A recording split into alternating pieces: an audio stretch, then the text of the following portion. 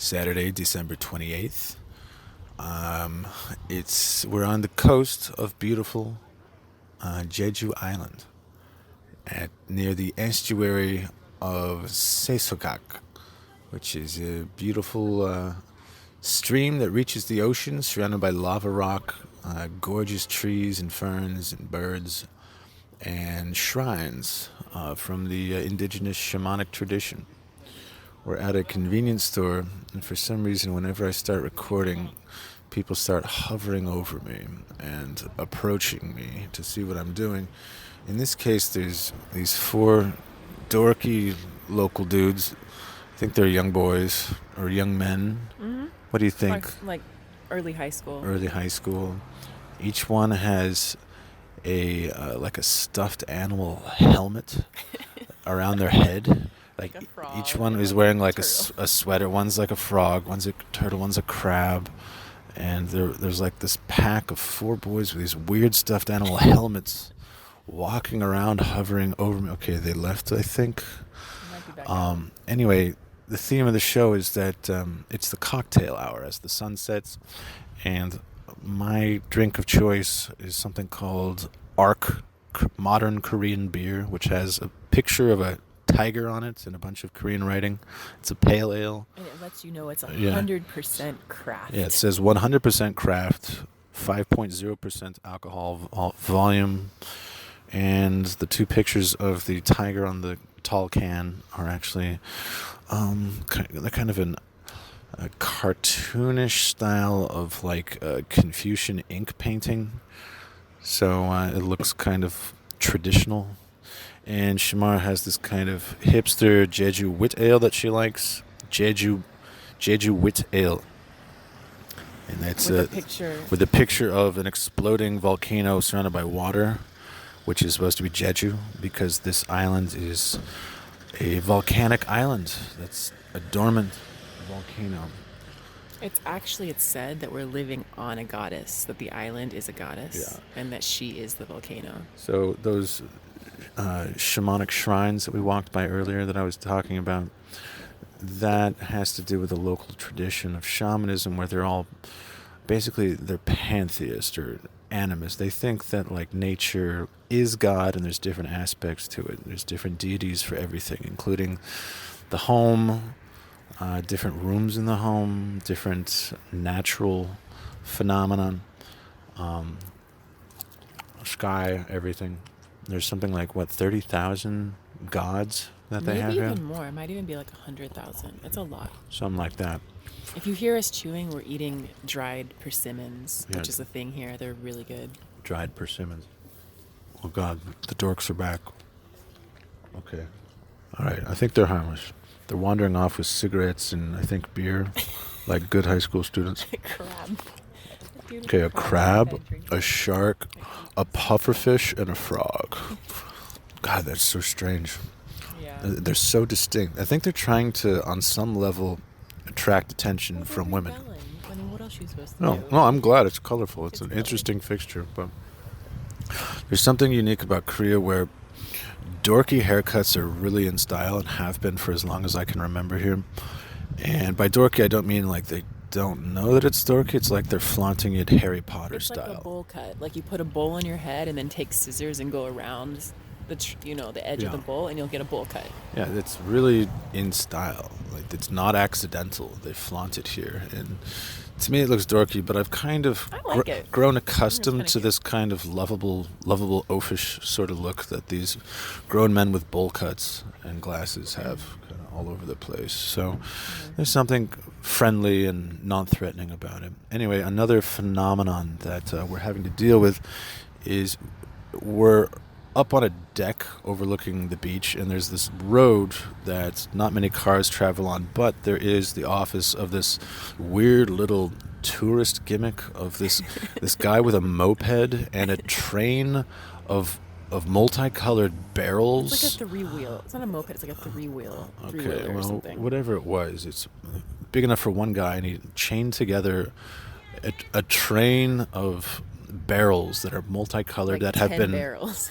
refastened into basically like roller coaster seats. It's like a choo-choo train. It's this little train pulled by this little four-wheeler or something, and he keeps doing these weird like drive-bys with music blaring and Korean music blaring, just snaking around the streets and parking lots and like scaring the hell out of all these tourists that are in his train of barrels. Because then like to make the big finale, he'll like do like not a wheelie, but he'll like circle around really fast, and so the tail end of the little roller coaster mobile will like be about to tip over. Yeah. It's very cool.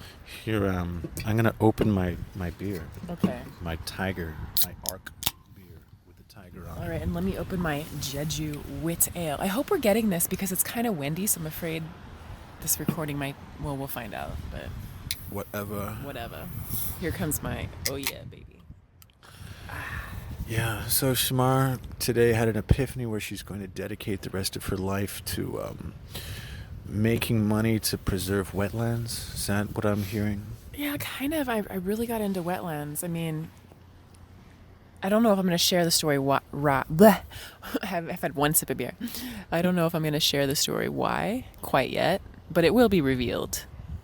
And it all starts with the swamp, but extending out from the swamp is just the whole general theme and natural resource of wetlands. And that's why I was so excited to come here today, because this is an estuary, and it's a really special little place on Jeju Island, and I wanted to go see what it was about. So this is a beginning introduction and exploration into wetlands, and I'm going to start right here on Jeju. What wetlands are here? I'm going to be exploring that. Now, I had an adult student who was talking about snake juice. And I was like, what are you talking about? And he's like, well, there's snake liquor. They put snakes in big jars, and you see them in restaurants. And I'm like, which restaurants? I must have the snake juice. And he's like, ho, snake juice. Well, the thing is, you drink the liquor from the snake-infused liquor, but you don't ever eat the snake. I'm like, okay, got it, but where do I get the snake juice? Snake liquor, whatever. And he's like, well, usually how it works is that the store owner will get it illegally from Southeast Asia or China or someplace with lax regulations and apparently an abundance of snakes, and they'll drink it for good luck and health when all the customers in their store have cleared out for the day. So like only the shopkeeper? Only the shopkeeper. It's that special? He's like, yeah, I don't think you can get that, and I think it's illegal to import, but they like to display it anyway. So that's cool. I really wish I had snake juice. Instead, I just have tiger beer and dried persimmons. Well, you know about the other day, too. Remember we went to go... Well, no, you haven't been there yet. I went there. I went to go to that one waterfall that's close to where we live. I'll get to it. Okay, we'll get to that. No, I'm saying I will get to the waterfall yeah. because it's right down the street. You know the story of the waterfall, though, because we went to that museum the other day. Oh, yeah. I mean, it's a very interesting story. To clarify, I've seen the waterfall. From afar, like from a cliff that's nearby. You haven't been down to I haven't been walked down to it and paid the admission. Yeah. But tell the story of what's so special about this waterfall. I mean, first of all, I think it's the only waterfall is it in Asia, maybe? What? I think it might be in Asia, the only waterfall in Asia that goes right from like the mainland falling directly into the ocean. I thought I read that somewhere. Well, I don't know. It is tall and it is glorious, but it's a waterfall that the old, God, I should know this, Emperor Qin? Or was it Chinese emperor? Or was it the Qin? Way back when. Yes, we know this, yes. The Chinese emperor, the first guy who united all of China, he went kind of nuts and he wanted the elixir of immortality. So he got all of his Taoist alchemists together and was like, you're going to make me immortal. And so Here comes Choo-Choo. Oh, yeah, the Choo-Choo. Hold on. No, I'm not going to hold on. I'm going to... Because we can cut it out. Yeah, okay. Okay, here it comes.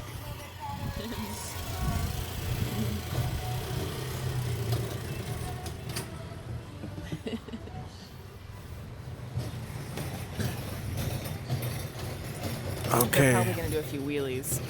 There they go. So anyway, the Chinese emperor went bonkers with his Taoist magicians, and he kept he berated them and threatened them with death, and I think he killed a lot of people in his royal bureaucracy, buried them alive. Same guy, burned all their classic books. And anyway, all these sorcerers, he kept thinking that they were hiding it from him, so he would drink their incomplete concoctions. A lot of it was I think mercury. He was just guzzling mercury, going bonkers, trying to find the elixir of mortality. So he sent a fleet to go look for the elixir of mortality. And one of his top potion experts, medicine people, sorcerer, led an expedition, and they made it to Jeju, and they saw the waterfall, and now there's a museum and a statue and stuff for this historic maritime adventure. And they signed their name on the cliff of the waterfall, like the expedition leader or something, right? Like the head doctor or somebody. I don't remember. Wow. Something like that. Yeah. Isn't that amazing, though? They're looking for the elixir of life, of immortality, hundreds of years ago right here. So Shamar's going to do a conservation thing. That's cool. Somehow incorporating it with dance, because dance is still my passion. Movement. She's going to dance so well that people are going to give her money and she can buy half of Florida. That would be awesome. Yeah. Save the Everglades. Yep. By dancing around the world. We really should repopulate. That'd be pretty awesome. I think if we moved Miami to I don't know, Alabama or part of Texas, the east part of Texas. Move Miami to Texas and just reclaim the southern half of Florida. Just turn it into a giant preserve under joint. With jaguars. Yeah. Alligators, snakes, pythons. Redo the whole thing and give it to the remnants of the Native American tribes that are indigenous to the area. Yeah. Well, I mean, I loved how you said that the swamp and the Everglades, that whole, wetlands, right? It's like America's jungle. You're right. That's the jungle, right? Yeah. We got alligators there. Mangroves are pretty cool. Yeah, mangroves. Yeah. Well, and I was reading that jungles are oh God, here comes that thing again. Jungles are the lungs of the planet, which we've all heard, but wetlands are the lifeblood of the planet. They are so necessary, and they're endangered, really. Yeah. Yeah, it's amazing, isn't it? I know, amazing. I got distracted. It's a big bird corridor, migratory pathway. But I'm all about the Florida panther. That fucker needs room to stretch its legs, so we got to connect the Everglades to Lake Okeechobee and beyond, hopefully. And basically to Jeju. I mean, it all starts here, right? This is where we are now. Yeah. Starting in this little estuary. Sesokak. I'm not sure how you say it. Sesokak is what it's called, the estuary. Anyway, Jeju, for those who don't know, there's still oranges on the trees, even though it's December 28th. And it doesn't get so cold, and they call it subtropical, although everyone's wearing a coat, including me. We see a light layer of snow on the mountain, a little sprinkling of it, but it's not anywhere, on the ground yet. So anyway, people like to vacation here, especially for honeymoons after they get married. A lot of Chinese people like to come here because they've got visa-free travel to the island, and there's a big debate about whether the locals want to preserve their way of life or to all sell out and get rich and turn this into a weird Singapore tourist Here comes the train. Here comes the choo-choo. Oh, yeah. Turn up the music. Oh, yeah. Oh, here we go.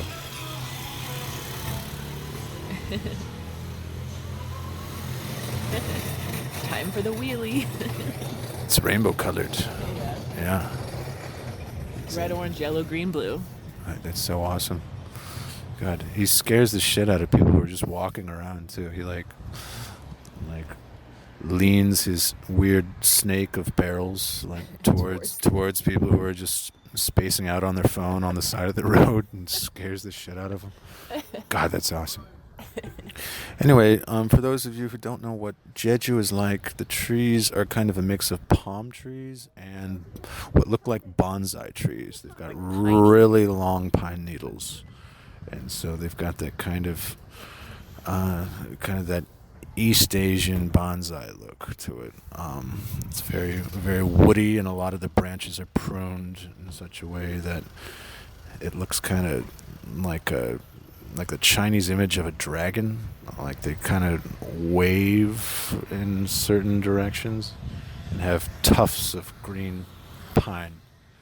And there's lava rock fences that segment all these orange orchards around us. And the rest of Korea gives oranges for Christmas from Jeju-do.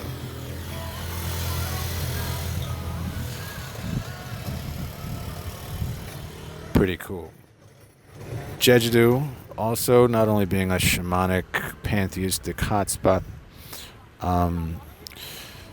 they have a tradition of women divers, and they are known for being able to hold their breath for really long periods of time and going down deep underwater in the freezing cold water and collect seashells and animals to eat.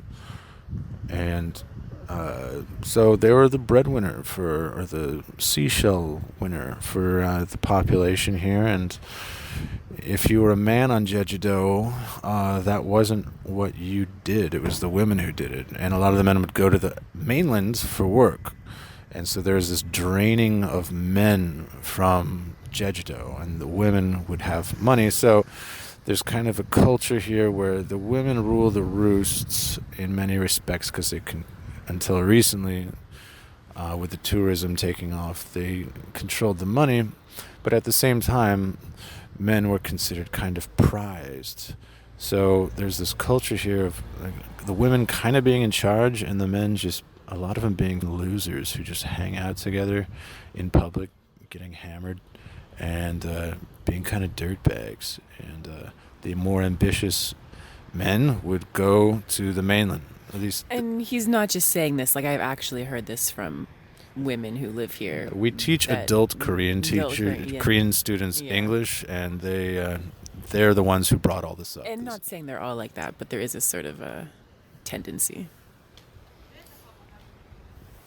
Yep. Wow. It's the second foreigner couple I've seen. Interesting. The estuary is very popular. So we're not the only Weguks around here. Tell me more. What are your other impressions? So you're going to dance and buy half of Florida. Well, I'm really inspired by that conservationist couple that we were watching the video on today. Oh, yeah. The ones who started Patagonia and North Face. And they saved all of this land in Patagonia and different parts of South America, different countries even, and they made all of these national parks. We're talking millions of acres. And really it started with a combination of adventure, exploration, fashion, right? And eventually conservation, rewilding, building wildlife corridors, all of this together. So I find that super, super inspiring. Do you regret dropping out of fashion school? No, I don't. Good. Yeah, I mean, that wasn't the direction I needed to go. But yeah, it'll be interesting if fashion comes back into this in some way, you know? Yeah. But in a more sustainable kind of way. Sustainable? Not so wasteful. That's why I didn't like fashion, because the industry just seems so like superficial and wasteful. What do you think about the whole garbage aesthetic? No, but I don't like that either, you know? Because then there's that whole artistic thing where it's like, oh, well, it's artsy because it's like recycled garbage, you know? And I like grime, I do, and I like... Every now and again, it's like I can see the beauty in something ugly, definitely.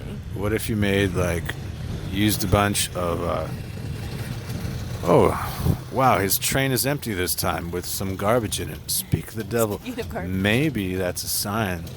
Okay, this is what I'm envisioning, like a catwalk at a runway show. Yeah.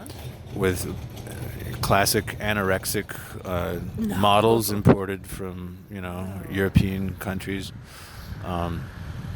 They all say they're 17, but they're probably like 14 or whatever. Yeah, it's so sad. But anyway, for the garbage aesthetic, like I'm thinking, not bananas but plantains because they're bigger. The peel as a hat, strapped down with some really thick rubber bands, not the little ones, but the thick ones, Right.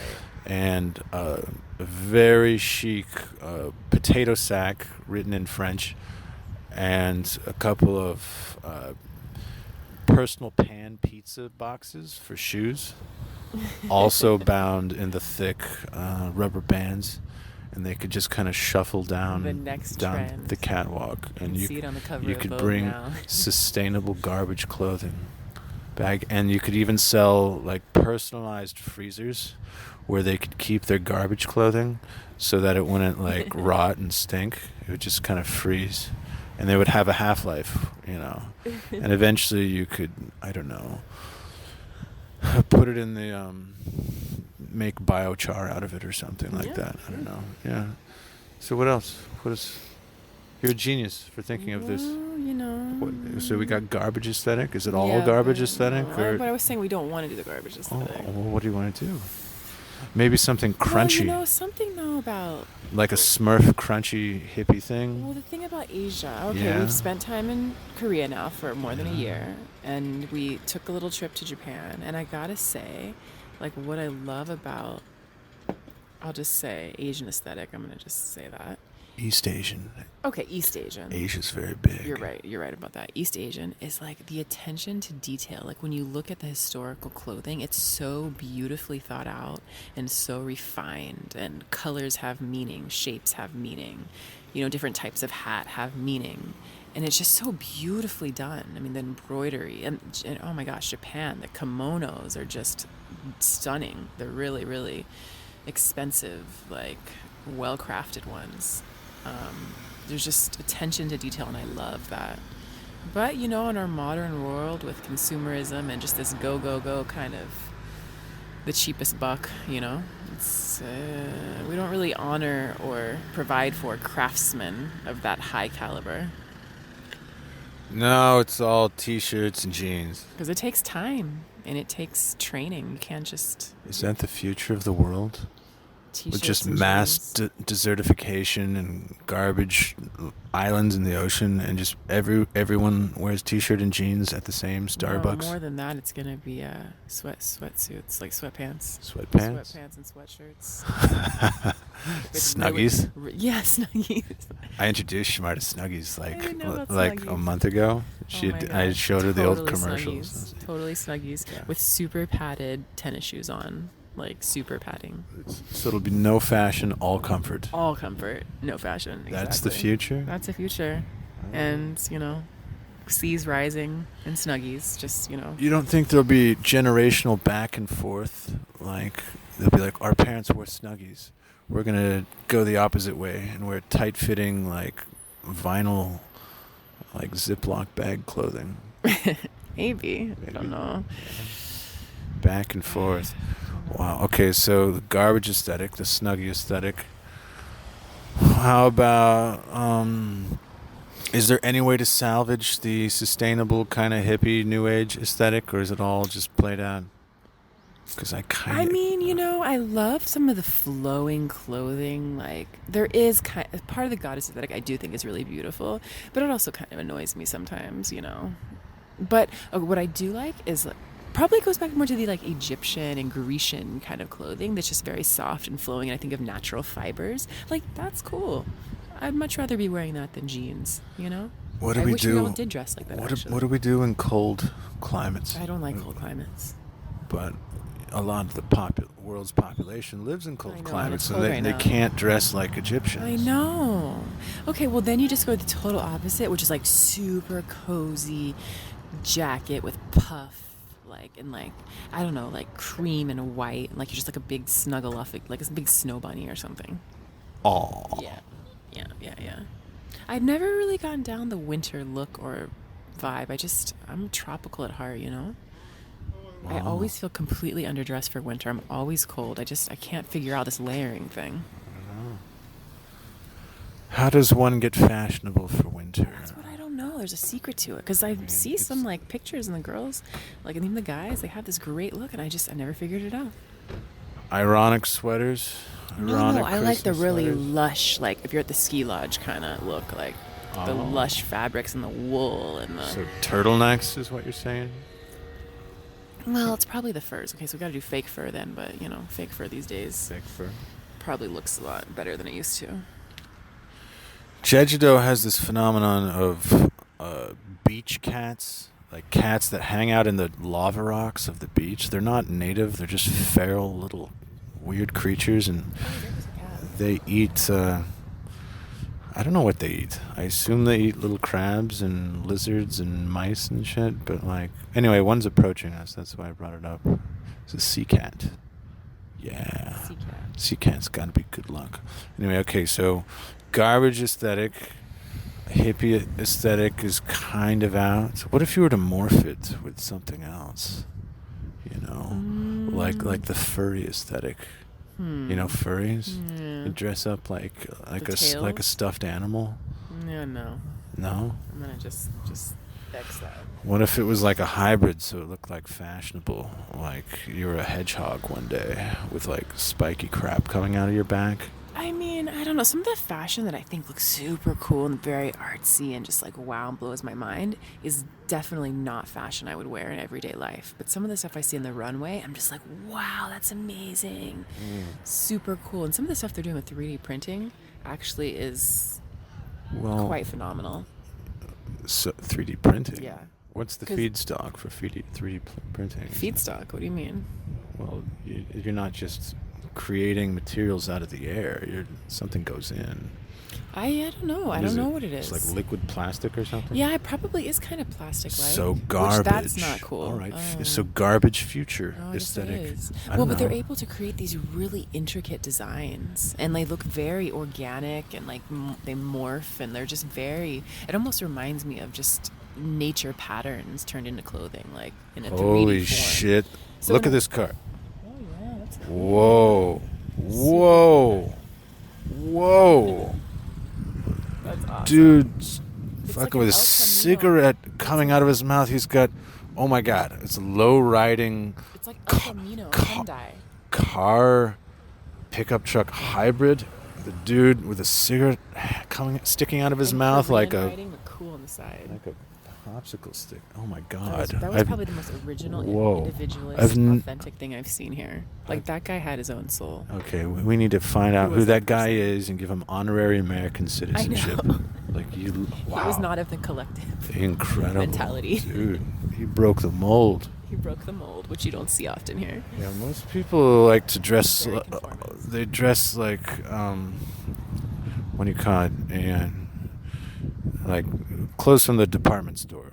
It's very kind of middle class. Very clean, very nice, but not very original. Yeah. It's like a mall catalog. Yeah, mall catalog. Yeah, so okay, garbage, furry, hippie hybrid, and God, was there another one? What was the other one? Grecian. Snuggle bunny, Snugglebugs. No, so maybe we could bring in ironic Muppet. Mm-hmm. Huh?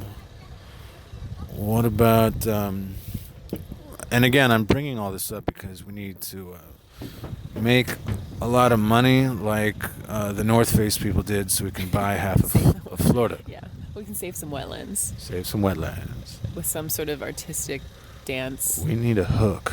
Strategy, I don't know. What do you think? What's going to happen? Now, here's what I want to know. And you went to Parsons, the elite fashion school in New York City. And you know how this works, the dynamics of the industry. Sinister as it is, maybe we can get some utility out of it. There are clothes that you put on anorexic Eastern European models to show off, at big events. And there are clothes that you sell to the masses, to people at Walmart or whatever. Yeah. is there any connection between those two? Like, do people create like stripped down version of the anorexic ballroom gown thing, or yeah, what? stripped down and cheaper versions. You know, I think it's like the fashion industry sets the kind of trend, the style, the look, the colors. Is it celebrities who buys them? Yeah, I think the celebrities buy it. And like there's rich people, a very small percentage of people. It's enough people to buy all that high price stuff. Okay. But you know, the rest, then you find like the knockoffs at like Forever 21, or you know, it's the same kind of look, but the cheaper version. That of course doesn't fit right, but you know. So who promoted the skinny jean hipster thing? I don't know how that got started. Like, cause that just took off, and man. Yeah, it took over. I'm not super wild about that. No. Is it too androgynous for you? No, it's just very uncomfortable. Uncomfortable? Skinny jeans are uncomfortable? Yeah, I find them kind of uncomfortable. Okay. But how do you think it looks? Well, it depends what body type you have, you know. If you're a very, like, stick figure kind of person, they look great. But for a lot of us curvier ladies, it's kind of pinch you. It's not so comfortable. Huh. I don't know. I thought it looked all right, but it just seems played out to me. I don't know. I just why can't we go back to the early 90s where like men still wore like short shorts for like public jogging events, and maybe with like a fanny pack and like a bright white t-shirt with turquoise writing and like some neon gross like cap, and maybe some cool wraparound shades. And shades that weren't ironic, like that really was the look. I remember the 80s and early 90s is like an ironic throwback. And that's my big fear about American culture, is that we're going to get trapped in an irony loop. Like shit that wasn't ironic in the 80s or the 70s or whatever. Well, none of it was ironic until like the really late 90s and early 2000s, and now it's just, and then remix culture, which we're gonna I'm guilty of, definitely. But sure, I don't really have a problem with it, but I keep waiting, like, when are we gonna have something new that's not ironic, that's actually fashionable? Like, I don't know where's it gonna come from? Maybe since China's gonna take over a large chunk of the world, they're going to set the new standard. Maybe. What do you think? Is the future Chinese hybrid clothing? Oh man, I hope not. I'm just seeing surveillance cameras everywhere. Like surveillance cameras in the jacket or something, you know? What if you wore a culturally violent, appropriative, like silk dress that everyone will hate you for wearing because you're not Chinese? Yeah, that's a thing. Appropriation. I always get confused on that. Like, people have been appropriating shit from the beginning of time. Well, people appropriate stuff from the U.S., and that's okay. I guess as long as it's not indigenous. If it's like from the modern consumer culture, it's okay. I don't know. There's a fine line between appropriating and like being inspired by something. But I guess to not appropriate, you can be inspired, and you have to make it your own. You have to reinvent it in your own way. Well, I was reading this Korean refugee, and his grandparents had to flee North Korea during the war and before, and he barely escaped as a little kid, and he writes about their experience and his own, and he was like, yeah, it's kind of strange that if an American wears a Chinese silk dress, it's considered cultural appropriation, but if the rest of the world wears a t-shirt and jeans, it's considered American cultural imperialism. It's like, no matter what you do, right. We're wrong. Right, interesting. Whatever. Yeah. Well, Bub, you know, I'm thinking like I might need to get my blood moving. It's getting cold out here. The sun is setting. The wind is picking up. We haven't figured out your fashion line yet. I know, but maybe we gotta buy Florida so we can get out of here. I know. Okay, we gotta like figure out the dance moves that combine with the fashion line somehow, and jewelry. Ugh, jewelry. And artists. Trash jewelry. No trash. Okay. Okay, we got to go. Okay, because one of the best ways to let things percolate, I love that word, percolate, or to ponder things, is to walk and talk, man? Let's go walk and talk. All Ponder. right. We got to think, and then we'll have another cocktail hour where we can talk about the fashion line that we envision. All right. Maybe we won't have a future of unironic trash-style teenagers roaming the streets, funding your acquisition of southern Florida. Anyway, we'll figure it out.